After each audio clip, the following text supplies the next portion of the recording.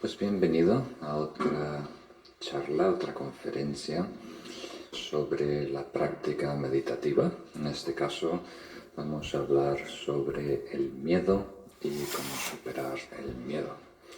Y naturalmente el miedo es un tema muy grande que abarca muchas dimensiones. Entonces, como una advertencia, la práctica meditativa o el Dharma no es como diríamos, no puede hacer el trabajo de la medicina y no puede hacer el trabajo de la psicología. Entonces, para algunas personas es absolutamente necesario que continúen con su terapista. El Dharma y la meditación sí puede ser un complemento, ¿verdad?, para la terapia psicológica y también un complemento para la sanación, para la medicina. Pero atiende otro aspecto más profundo del ser. Pero vamos a empezar diciendo que el miedo es muy amplio. El miedo está con nosotros en cada momento de nuestra vida. Nosotros reconocemos brotes de ansiedad, brotes de pánico, pero en realidad, independiente de esos momentos agudos, ¿verdad?, de incertidumbre, hasta de terror, hay un miedo subyacente que permanece con nosotros en todos los momentos de nuestra vida. Y vamos a hablar un poquito de esas diferentes dimensiones del miedo, sus diferentes causas y diferentes herramientas que podemos emplear para neutralizarlos. Y si tenemos tiempo vais a recibir un pequeño guión para recordarnos, pero es un tema muy grande, deberíamos dedicar varias sesiones, ¿no?, solo para desarrollar este tema. Entonces, empezamos diciendo que respetar riesgos, ¿verdad?, no es un miedo dañino. O sea, poder tener cierto aprecio a los riesgos que puede experimentar nos hace un adulto, ¿no? Un niño de 2 años va por ahí poniendo todo en su boca. Y los adultos tienen un poco más de cuidado, solo un poco. Igual ponemos cosas en la boca. Entonces lo que nosotros conocemos como miedo es el miedo burdo, el terror, el temor, las fobias, ataques de pánico, ansiedad y estrés, y los detectamos principalmente porque lo podemos somatizar. Lo sentimos en el cuerpo y nos hace sentir mal, y por eso surge una alarma. Pero hay otros miedos que nuestra conciencia no detecta, pero igual nos hacen daño, nos comen desde adentro. Entonces tenemos en el apartado número B una definición muy simple del origen del miedo. Una definición budista. Dice, en la medida que estés apegado, en esa medida tienes miedo. En la medida que haya aferramiento, en esa medida va a haber miedo. Y vamos a explicar un poquito mejor qué es apego a aferramiento, ya que tiene muchas dimensiones, y por ende los diferentes tipos de ansiedad o miedo que producen. Muy bien. Es algo muy simple, muy lógico. Cuando nos aferramos a algo, tenemos miedo de perderlo. Hasta que no sea nuestro, no tememos perderlo. Entonces, el miedo siempre empieza como algo funcional, ¿verdad?, como algo lógico, como algo práctico. Pero como no solemos parar ahí y rumiamos, de ahí crece como una avalancha, ¿no? Se va distorsionando, se va exagerando el riesgo y también las consecuencias. ¿Qué voy a sentir? ¿Cómo voy a sufrir esto? Si pasa o no pasa. Entonces hay todo tipo de miedos y todo tipo de apegos, todo tipo de formas. El apego no quiere decir solo la posesividad, ¿no? Sentirnos posesivos, sentir que un objeto, una persona nos pertenece. Estar estancado en una idea, ¿verdad? Tener un dogma personal, eso es un tipo de apego. Apegarse a nuestra propia existencia, a nuestra apariencia, es un miedo. Apegarse a patrones de conducta es un tipo de apego. Entonces, los apegos vienen en muchas formas y en muchas dimensiones. Y es muy importante comprenderlo, hablar de ello, porque la comprensión nos lleva a ser cada vez más competentes en cómo gestionamos la ansiedad, el estrés, la incertidumbre y por lo tanto el miedo. Y al ser más competentes tenemos más confianza y al tener confianza menos miedo. Solo con la comprensión intelectual ya avanzamos, ya abramos camino, pero no es todo, naturalmente. Después hay que llevarlo a la práctica y hacer ciertos cambios o ciertas mejoras en nosotros. Entonces, como hoy no tenemos mucho tiempo, vamos a ir directamente al grano y empezar a hablar de los 4 niveles de apegos que causan el miedo. Hemos dicho que el miedo viene del apego. Vamos a hablar de las 4 categorías, ¿no? Solo 4 categorías de apegos o aferramientos.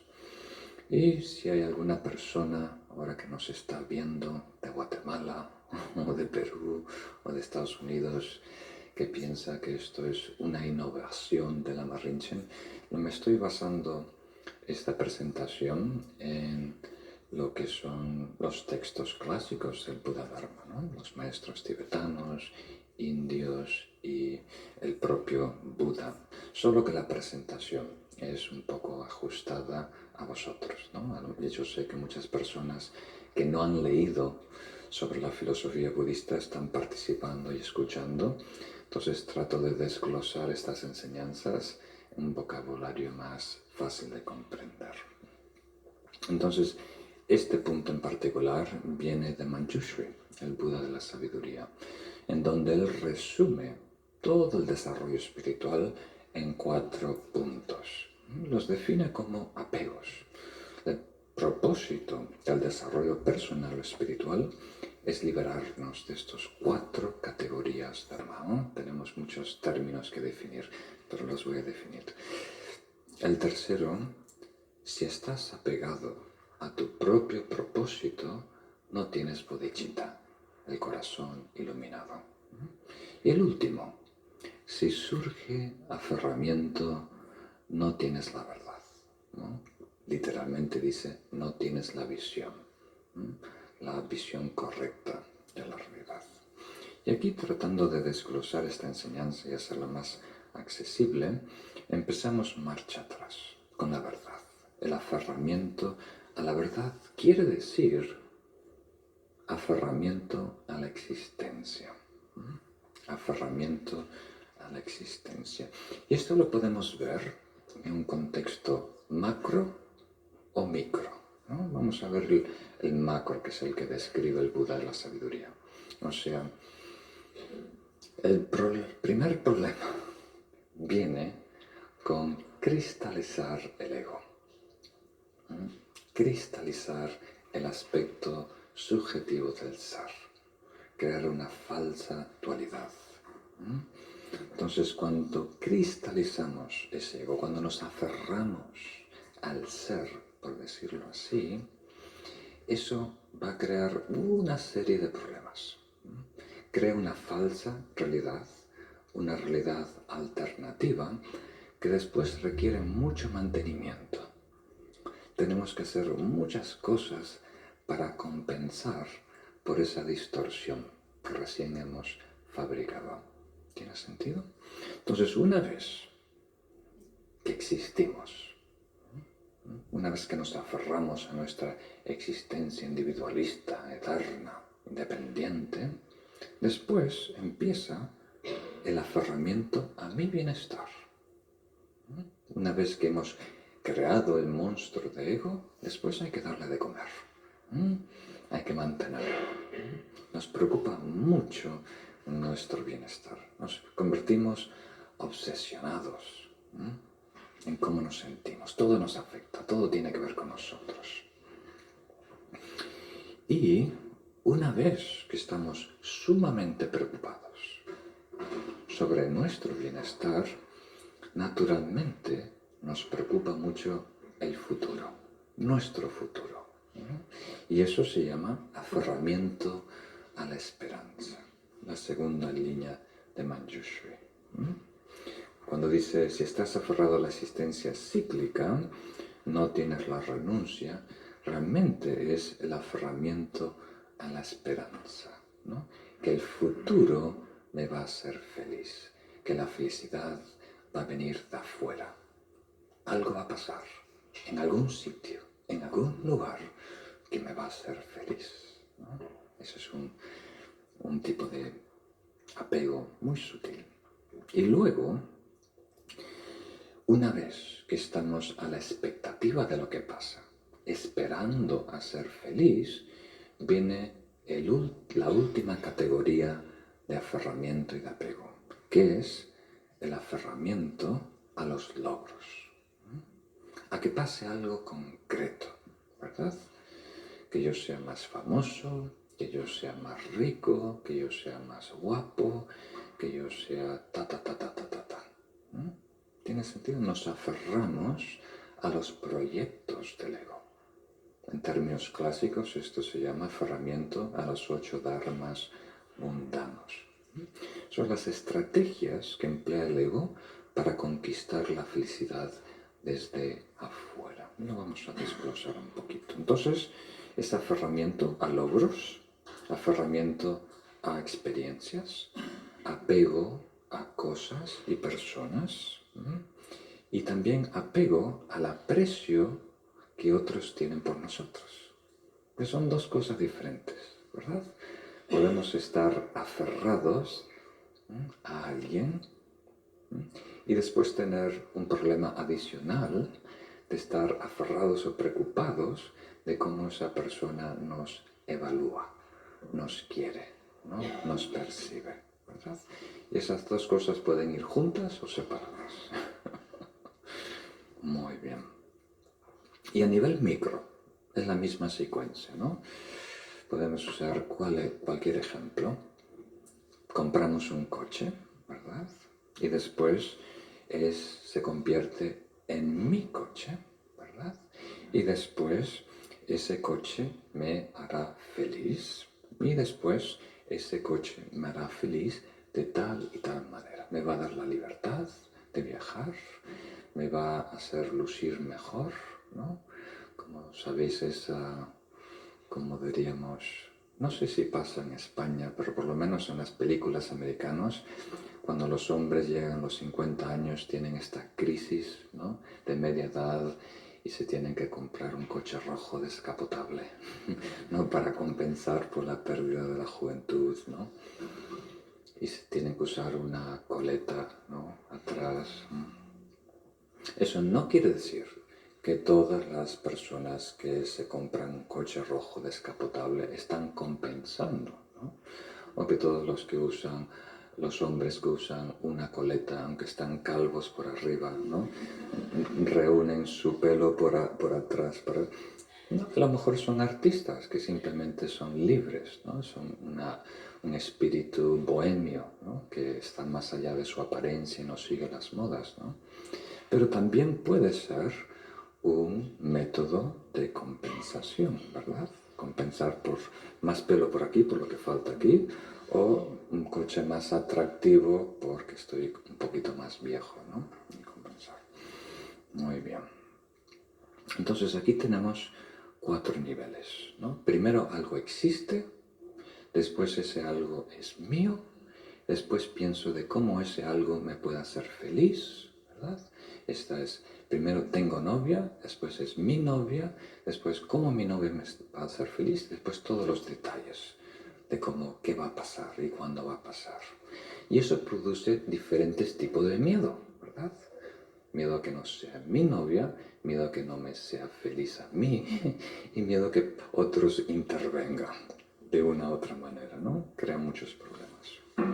Entonces vamos a hablar de eso. Vamos a hablar de los 4 miedos desde esta perspectiva budista, los 4 niveles de miedo.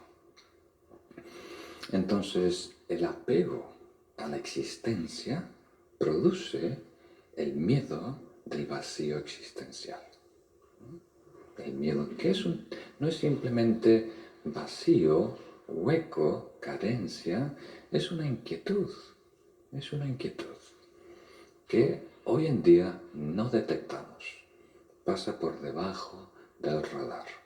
Se manifiesta algunas veces cuando nos sentimos aburridos, cuando de repente estamos solos, en silencio, y hay una sensación de agobio, de aburrimiento, de soledad.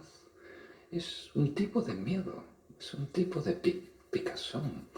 Hay un nerviosismo que te hace ir a por el móvil, ¿verdad? Para compensar. Entonces, sin darnos cuenta, muchas de nuestras actividades, lo que parece ser elecciones maduras de una persona adulta, realmente es un método desesperado para compensar, enmascarar un miedo subyacente que hoy en día no detectamos.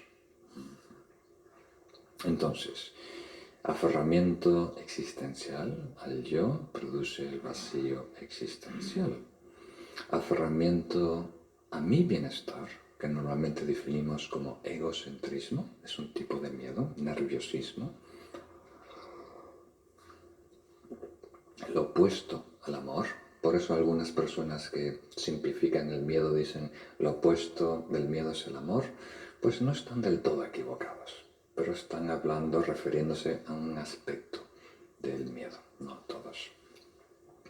Entonces, es miedo, concretamente, si queréis una pista más directa, miedo a no experimentar paz, no experimentar gozo y no experimentar excitación.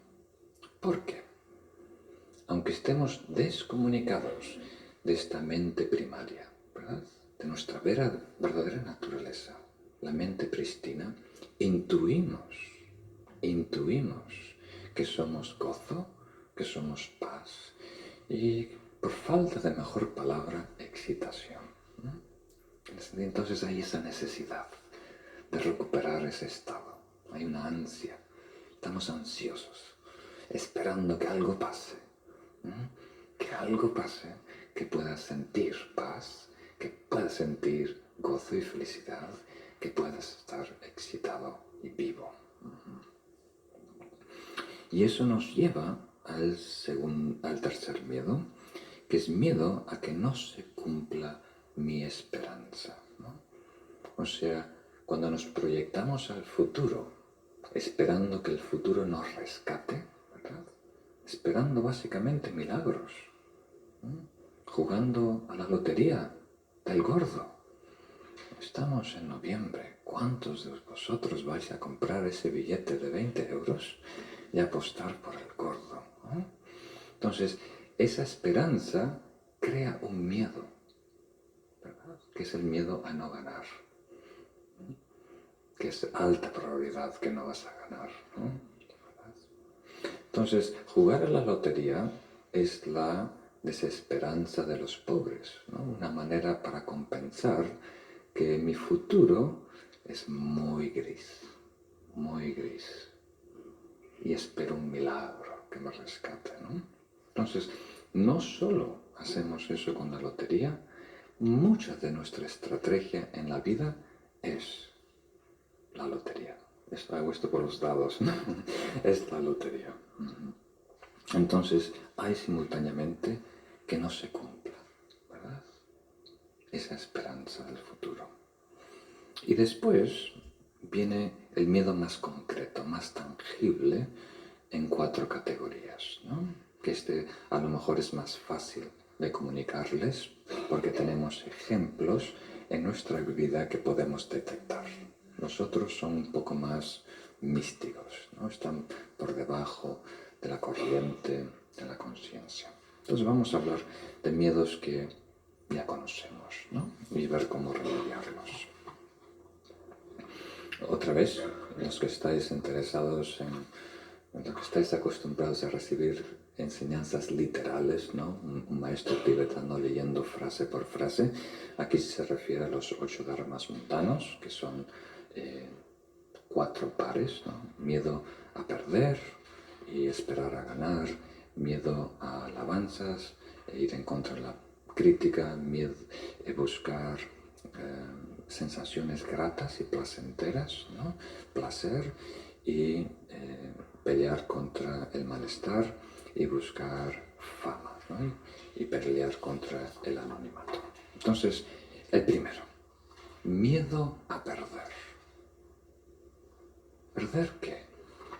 Lo que tú tengas. Lo que tú te imaginas que tienes, eso tienes miedo a perder. Y digo imaginación porque es imaginación.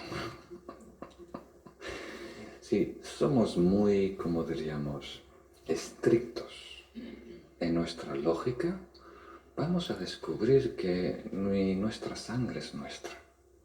Y eso está dentro del cuerpo, ¿verdad? Esta taza realmente no es mía. El dinero en el banco no es mío. Es mío en cierto sentido, ¿verdad?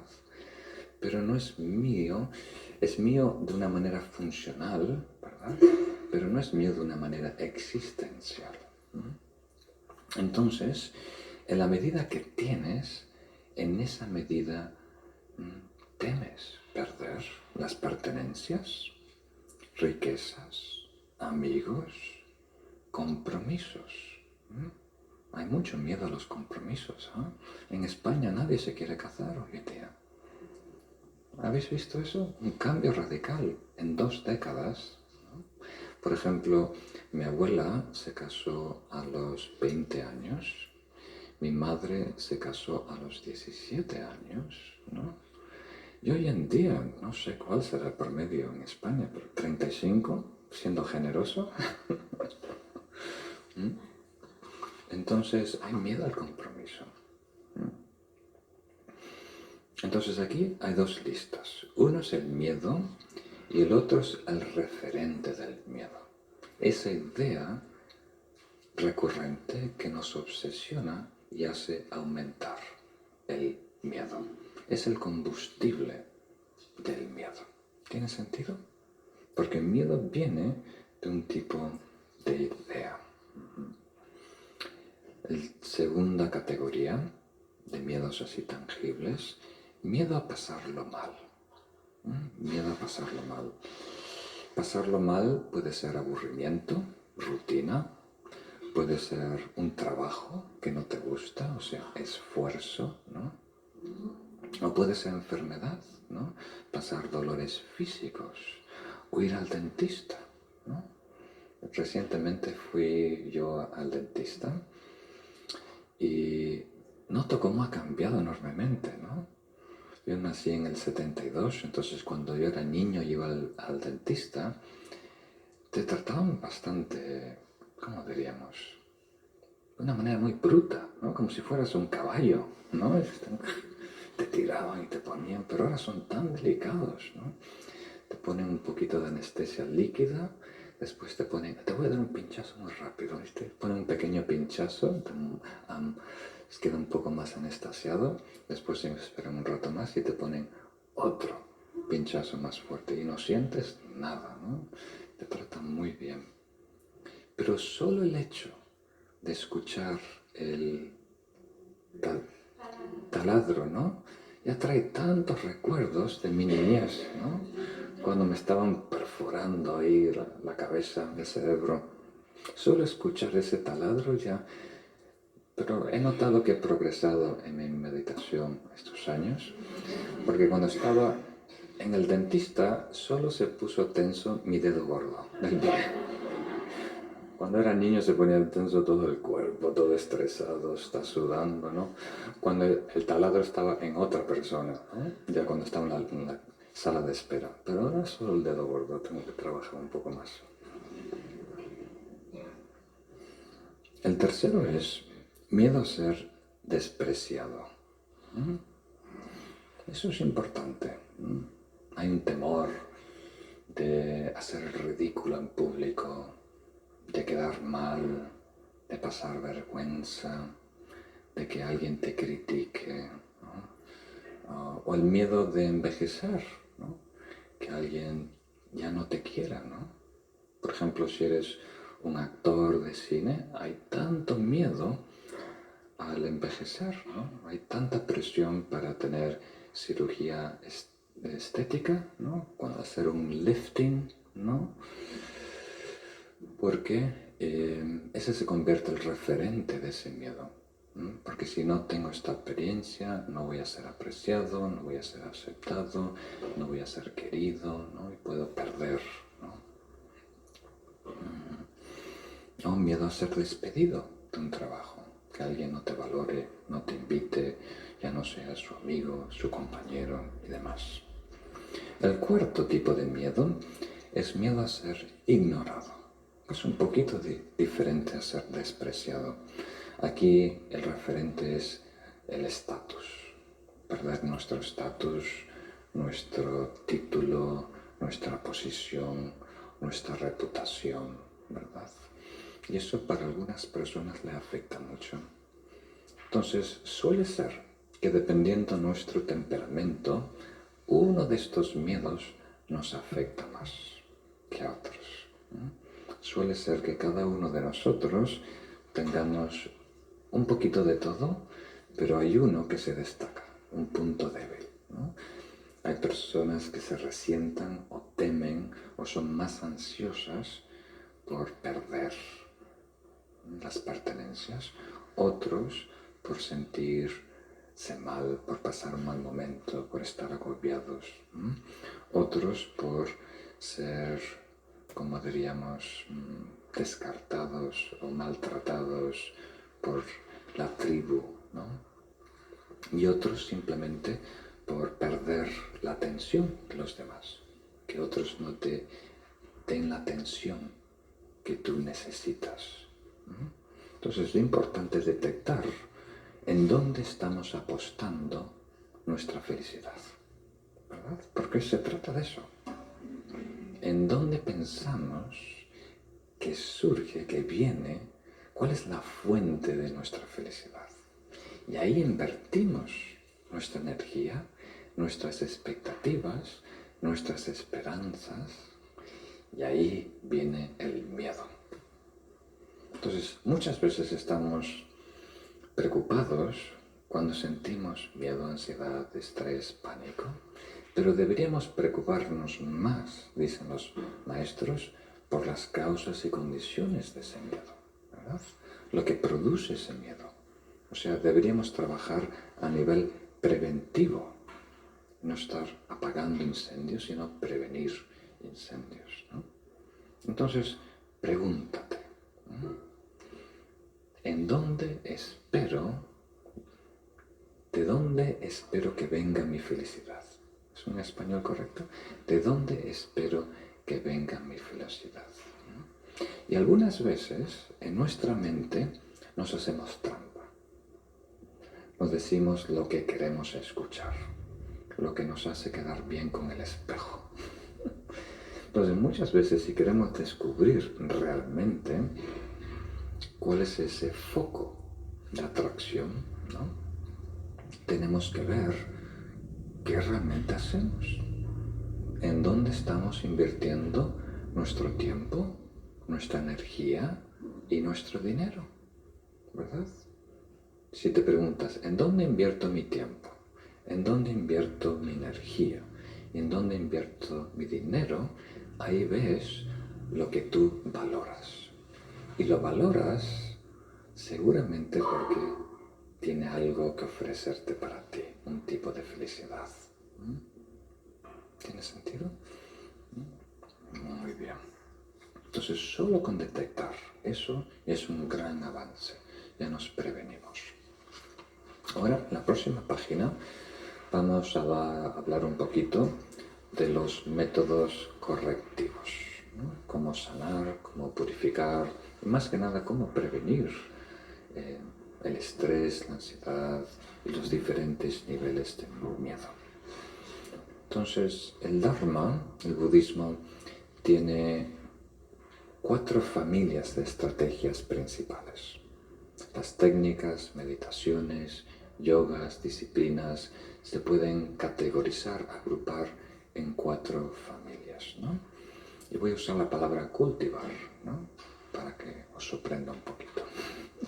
Cultivar la virtud, cultivar el equilibrio mental, cultivar el altruismo y cultivar la realidad. Y tienen un efecto sinérgico, ¿no? Se complementan y atienden a los 4 niveles de miedo y los 4 niveles de aferramiento.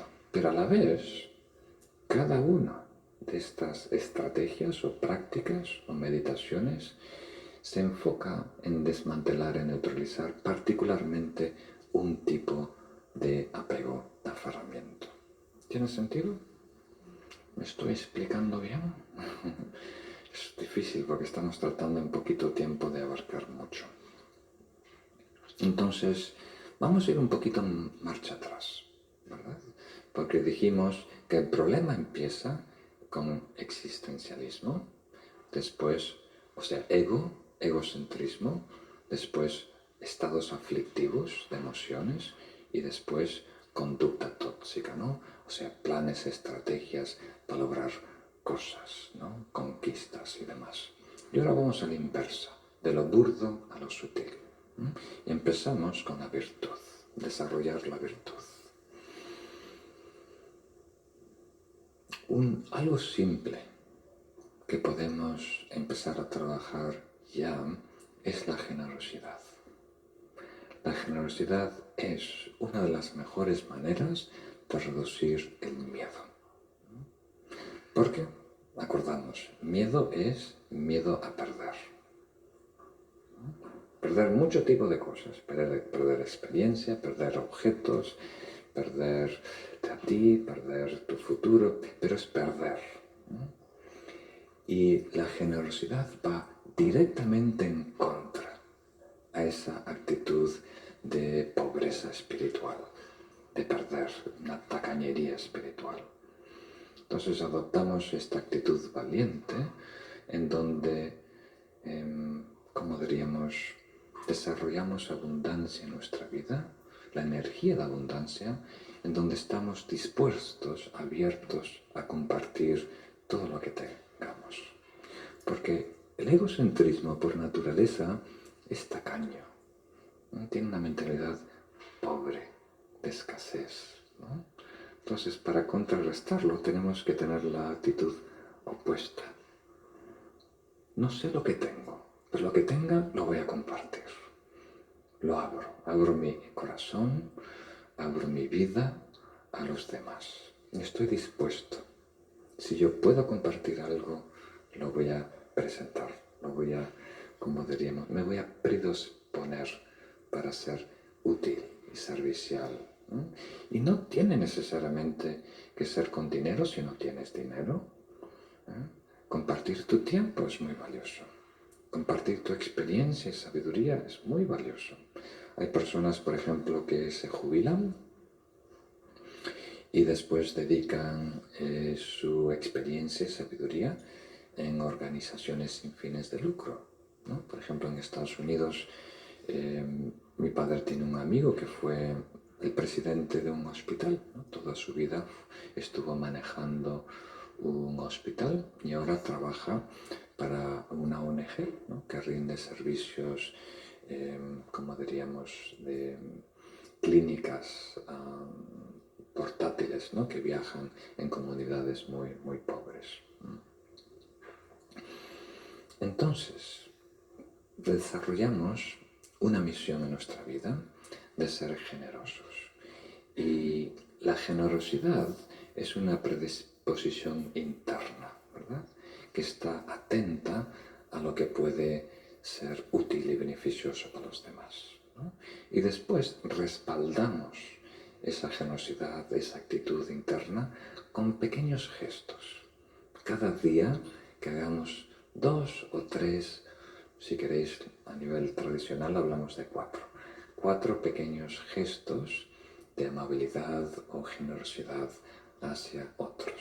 Y si ese otro es desconocido, mejor, funciona mejor. Si es una generosidad espontánea, mejor. Muy bien. El segundo es desarrollar autoestima.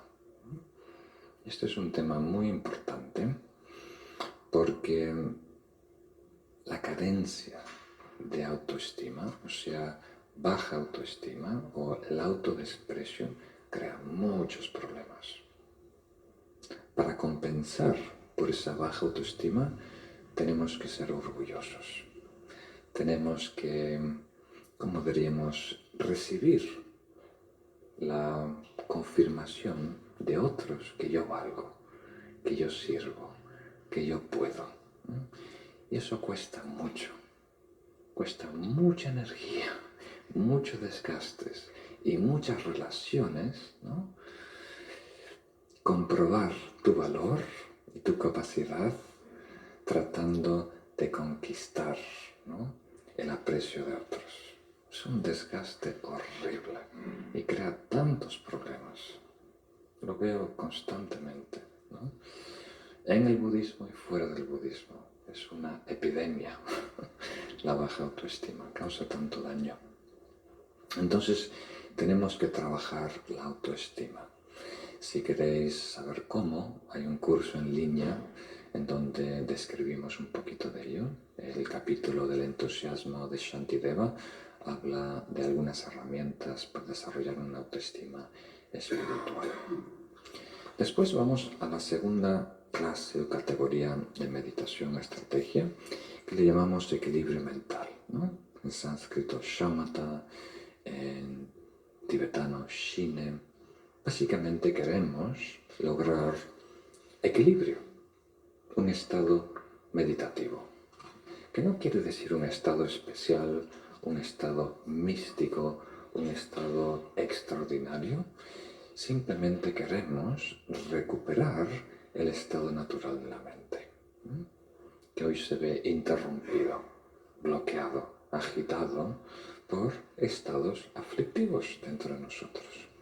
Queremos tener en nuestra mente 2 cualidades que casi nunca coexisten: tranquilidad, estabilidad y lucidez, claridad. Queremos una mente tranquila y despierta al mismo tiempo. Y eso es una herramienta muy importante para disipar el miedo. O sea,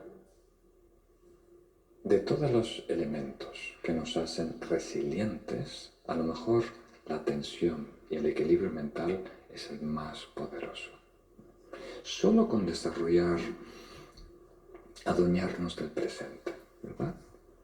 Solo con desarrollar mindfulness y estar plenamente presente, ya cortamos la mente discursiva, los comentarios tan negativos, obsesivos, que nos hacen exagerar el peligro, que la suegra va a venir la próxima semana, ¿no? Estamos tan preocupados, ¿y qué va a pasar? ¿Y qué va a decir? ¿Y en dónde va a dormir? ¿Y qué vamos a comer? ¿Y quién lo va a buscar? ¿No?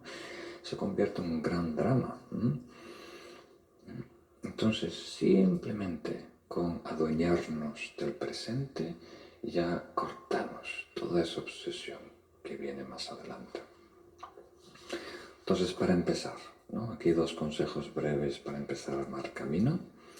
Es: toma contacto con tu cuerpo, porque el miedo está muy relacionado con ideas, con la mente discursiva.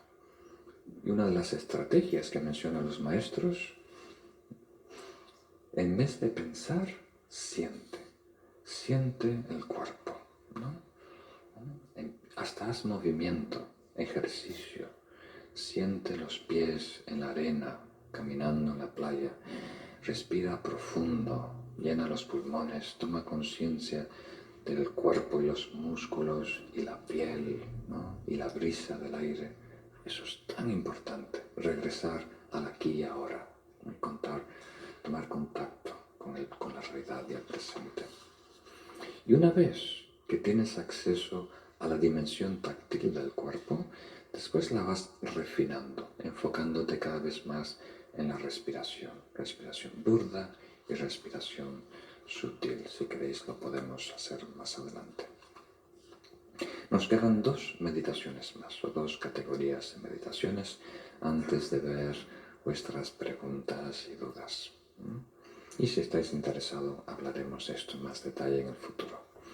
La tercera estrategia es cultivar el altruismo, abrir el corazón, desarrollar amor y compasión. Particularmente en el contexto del sufrimiento, nos enfocamos en la compasión. Compasión hacia nosotros y compasión hacia otros seres, para salir de nuestra burbuja, ¿no? De ese problema que estamos obsesionados, ¿no? Por todo el peligro que arrastra. Y es sorprendente muchas veces, ¿no? Cuando salimos de nuestra burbuja y atendemos a los demás, vemos en relación a los demás que nuestro problema no está tan grave, ¿verdad? Hay millones y millones de personas orando día y noche para ser tú, para tener tus problemas. Tus problemas para ellos es ganar el gordo a fin de año. Es el mejor premio. Harían cualquier cosa para tener tu vida. El peor día de tu vida sería el mejor de ellos. Porque ellos están preocupados, no saben qué va a pasar mañana. Si alguien los va a matar, si les va a poder dar comida a sus hijos, si van a encontrar agua potable, si alguien va a poder traer ese medicamento. ¿Tiene sentido? Están a nivel de sobrevivencia. Y cuando uno toma en contacto con la realidad, ¿no? Entonces nuestro problema en contexto es, como diríamos, muy, muy pequeñito. No, el riesgo realmente no es lo que aparentaba ser. Entonces, esto requiere un poco de valentía. Pero cuando sentimos, ¿no?, esa amenaza, entonces tomarla como un ejemplo para empatizar con otros. Mira, esto que me está pasando a mí, ¿no?, que a lo mejor voy a perder mi trabajo, que a lo mejor alguien va a rayar mi coche nuevo, que a lo mejor alguien va a robar esto, que a lo mejor alguien me va a criticar públicamente. Esto seguramente le está pasando en este instante a miles de personas, multiplicado por 10. Entonces, sintiendo, ¿no?, lo que está pasando dentro de ti, eso sirve como un puente para empatizar y conectarte con otros. Y naturalmente desear, al igual que yo no quiero estar en esta situación, ¿verdad? Al igual que yo no quiero sufrir y seguir siendo víctima, también deseo lo mismo para los demás. Y ese deseo de aliviar, que otros encuentren paz, que otros encuentren estabilidad, ¿no? Personas hoy en día en Sudamérica, donde hay mucha incertidumbre, ¿no?, política, en Chile, en Argentina, en Bolivia, Ecuador, tantas partes hoy en día hay tanta incertidumbre, personas que no han salido de sus casas por varios días, ¿no? Entonces, viendo y deseando que ellos logren paz, equilibrio, paz, eso ya nos protege, ¿no? Neutraliza lo reactivo que es el egocentrismo, el miedo existencial en nuestro bienestar, ¿no?, y disipa todas las emociones que de ahí florecen. Y ahora vamos a uno que a lo mejor es el más interesante de la perspectiva budista, que es cultivar la realidad. No hay manera más directa que expresarlo que eso, cultivar la realidad. Tan directa que parece un poco ridículo. ¿Cómo que cultivar la realidad? La realidad necesita cultivo, no se desarrolla sola por sí solo allá afuera, no es algo natural, necesita que le reguemos. Pues no, la realidad es lo que es. Cuando decimos cultivar la realidad, quiere decir salir de nuestra película, salir de nuestra distorsión y recuperar, introducirnos a la realidad, a lo que realmente está pasando. No como percibimos la realidad, pero como es, ¿no? Eso es todo un proceso que nos acerca a la realidad, ¿no? Un proceso para adquirir sabiduría. Y esta meditación se le llama Vipassana, la visión penetrante, descubrir quiénes somos y la naturaleza del universo. Entonces vamos a hablar de dos aspectos de este descubrimiento de la realidad. Vamos a empezar con la característica principal de la realidad, que es el cambio, la impermanencia, y después con un aspecto de su naturaleza, que es la interdependencia. Solo con descubrir uno de ellos ya prevenimos tantos ataques de pánico, tanta incertidumbre, tanta miedo, tanto estrés, tantas, como diríamos, sueños negativos. ¿Cómo se llaman los sueños de pesadillas? Muy bien, vamos a hablar del primero. La característica de la realidad es el movimiento. Aceptar que todo está en movimiento. Nada está estático. Nada está quieto. Todo está vibrando. Todo está en movimiento. Tan importante descubrir eso, intelectualmente y experiencialmente. ¿Por qué? Porque nosotros estamos fabricados por nuestra evolución, ¿no? A través del tiempo, de producir iconos de nuestra experiencia. ¿Tiene sentido? O sea, lo que nosotros percibimos, ¿no?, a través de los 5 sentidos es, ¿cómo diríamos? Tiene tantos píxeles, es un HD tan grande, ¿no? Recibimos tanta estimulación sensorial que el cerebro no puede tolerar tanta información. Entonces lo que hace es filtrar 90.9% de la estimulación sensorial y quedarse con imágenes, ¿no? Imágenes de lo que es una persona. Una persona es un universo, dinámica, mutuando cada instante, pero eso es muy inquietante. Tener que cada instante redefinir y evaluar y contextualizar, ¿no? Entonces sacamos una foto de esa persona y te quedas con esa foto 3 o 4 años hasta que hace algo tan diferente a esa foto que no la puedes reconocer, no puedes reconciliar esa acción, esa palabrota, ¿verdad? O esa foto de Facebook, lo que sea, con esa imagen, que necesitas quitar otra imagen, ¿verdad? Entonces nosotros simplificamos la realidad al absurdo.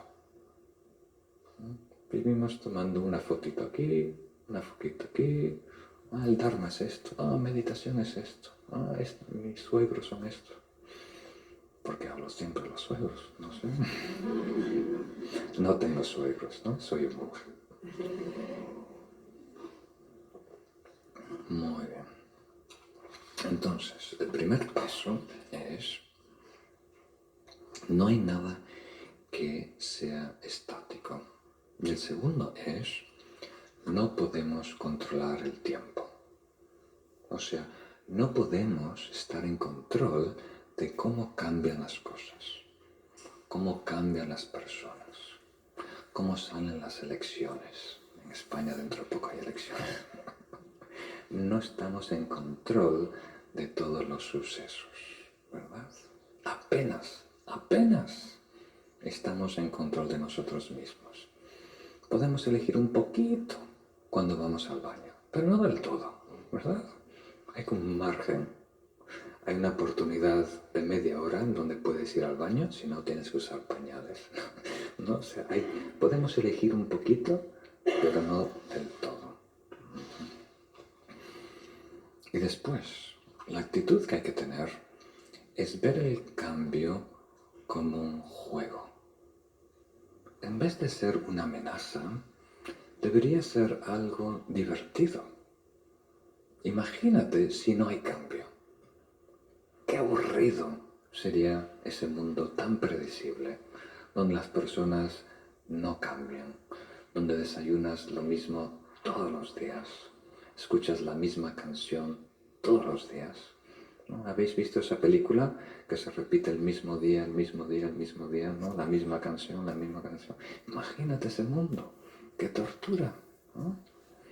Entonces es bellísimo que las cosas cambien y bellísimo que te sorprendan, porque tampoco sería interesante si cambian, pero ya sabes el cambio, ¿verdad? Entonces, bueno que cambien y que te sorprendan. Eso no es malo, es positivo. Si hay cambio, hay posibilidad de mejorar. Como dicen los lamas, la única virtud que tienen las emociones negativas es que pueden cambiar, pueden dejar de existir, pues podemos corregirlas, eliminarlas. ¿Tiene sentido? Entonces, tenemos que enfrentar el futuro desconocido con una sonrisa. Mira, no sé lo que va a pasar, pero va a ser fantástico, ¿no? Me va a dar algo con que trabajar, va a ser algo nutritivo. El karma siempre me da justo lo que necesito para trabajar. ¿Tiene sentido? Entonces, esa actitud es tan importante. En vez de temer lo que va a pasar el lunes cuando regreses al trabajo, en vez de temer lo que va a pasar el próximo año, en vez de temer quién te está llamando y qué te va a decir, no, coge el teléfono. Hola, buenos días, ¿qué puedo hacer por ti? Y deja que te sorprenda, ¿no? No tengas miedo a esa sorpresa.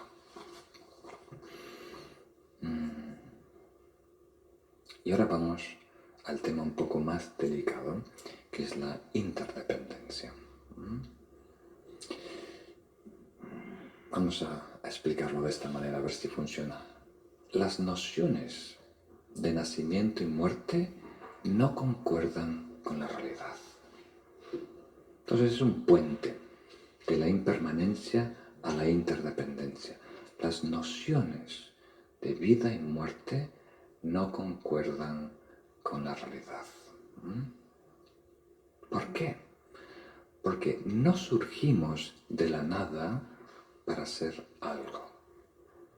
Y tampoco vamos de ser alguien a ser nada. Y si queréis un ejemplo orgánico y el ejemplo clásico budista de una semilla, ¿verdad? Una semilla, cuando encuentra las condiciones propicias, la humedad, la calor, los nutrientes, el tiempo, germina, sale un tallo, y después sale la planta, las hojas, van a salir flores, va a salir un fruto, y de ese fruto, de ese tomate, van a salir nuevas semillas. ¿Tiene sentido?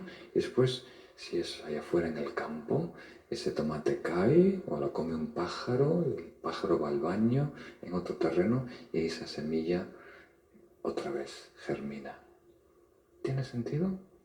Entonces, por ejemplo, cuando vemos una nube en el cielo, esa nube vino de la evaporación del agua, ¿verdad? Antes fue ríos, o antes fue lágrimas, ¿verdad? Y esa nube no desaparece a la nada, se convierte en lluvia, ¿verdad? Que cae otra vez a la tierra. Es un proceso, es un ciclo, es todo un ecosistema. Pero nuestra mente binaria se obsesiona con la nube. Y cuando desaparece la nube, nos rompe el alma. Cuando en realidad es imposible que se desaparezca porque nunca fue. Es parte de un movimiento, de un ciclo, de un proceso. Y las personas también, ¿no? Son parte de un ciclo, de un proceso, ¿no?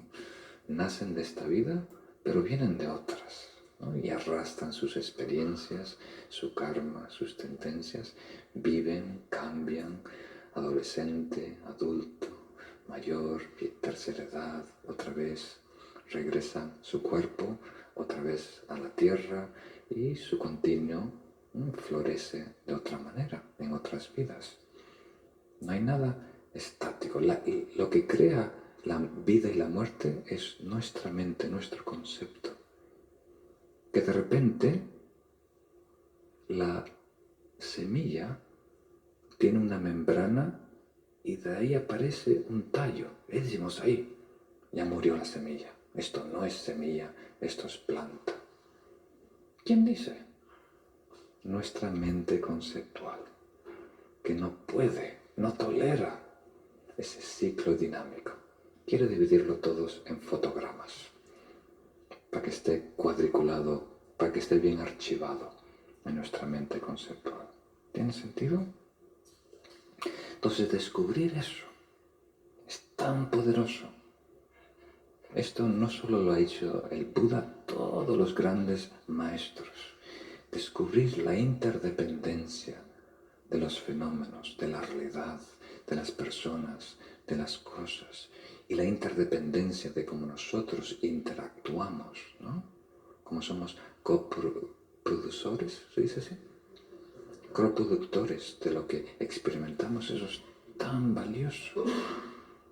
Descubrir que nada está aislado, independiente, que si coges algo y tiras, realmente estás cogiendo un nodo en una red, arrastras todo el universo.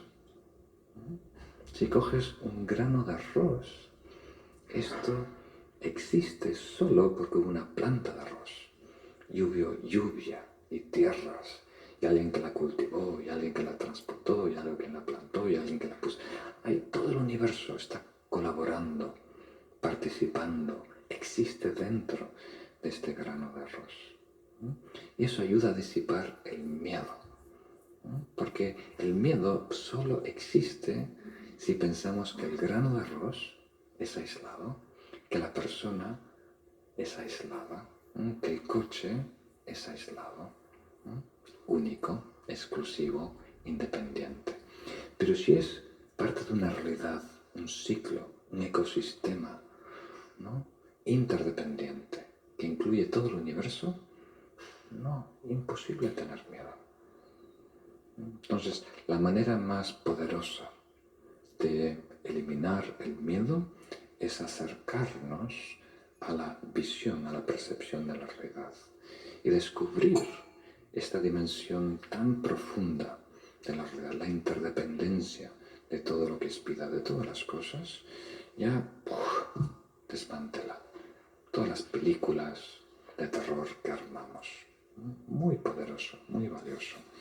Pero, como dice aquí, puede tomar mucho tiempo en comprender la interdependencia de una manera tan certera que se traduce a nuestra vida diaria, que elimina los miedos cotidianos. Entonces los maestros recomiendan, no empieces ahí, empieza con alguna de las otras 3 estrategias. Empieza desarrollando virtud, empieza desarrollando amor y compasión, empieza a desarrollar equilibrio atencional o equilibrio mental, ¿no? Y eso te va a dar cierta fortaleza, apertura para desarrollar el cuarto, ¿no? Dar un paso valiente, audaz hacia la verdad. ¿Tiene sentido? Entonces, juntos, hoy podemos hacer un poquito de equilibrio mental y compasión. podemos unificar estas dos prácticas. Pero antes, a lo mejor, si tenéis alguna duda o pregunta, sé que es un tema muy grande y muy cercano a nosotros, porque lo vemos como algo eminente, algo que necesita atenderse, algo que muchas veces nos hace inútil, ¿no? Y nos causa muchos problemas. Muy bien.